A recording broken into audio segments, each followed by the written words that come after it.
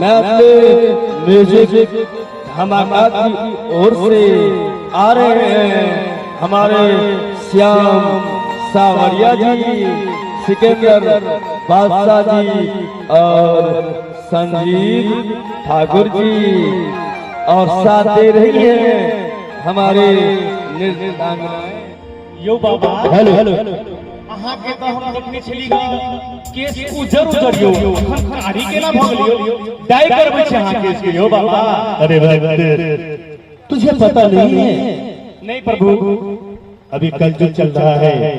कलयुग में मैं हर इंसान से यही कहता हूँ कि कलयुग में जैसे मेरा की बसा गाड़ी है, बसा सवारी है, हम चाहते हैं कलयुग को देख करके कि हम बसा सवारी ना करें, हम बुलेट पर चलेंगे। ई प्रभु जी अखन साक्षात छाती उतारला है जेना अपना सामने की ऐसी डाई कर छै बाबू के मन भोग देखि छी जे उजर देखने छलिएगा कारी के ना भगलियो।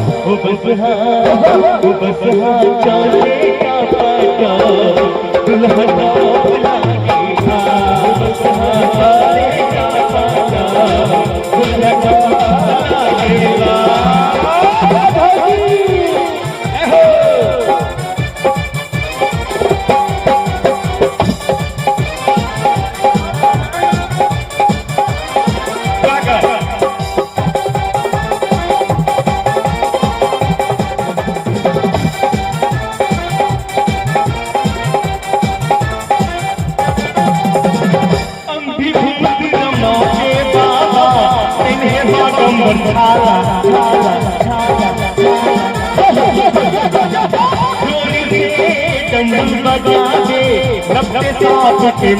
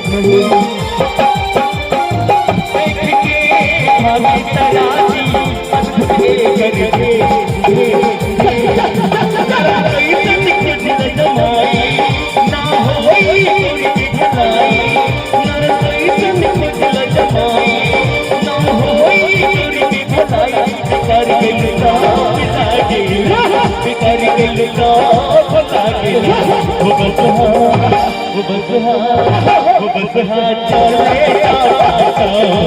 दुल्हा लागे वो बसहा चले दुल्हा लागे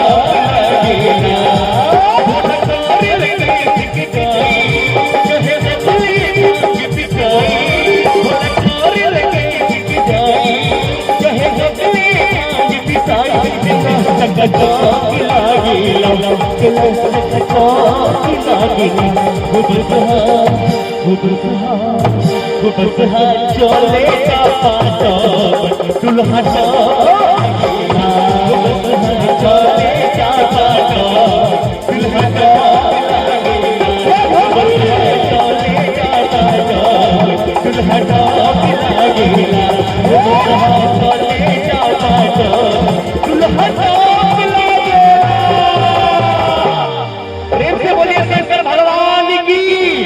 आशीर्वाद हो बाबा हो हम जाई छियै।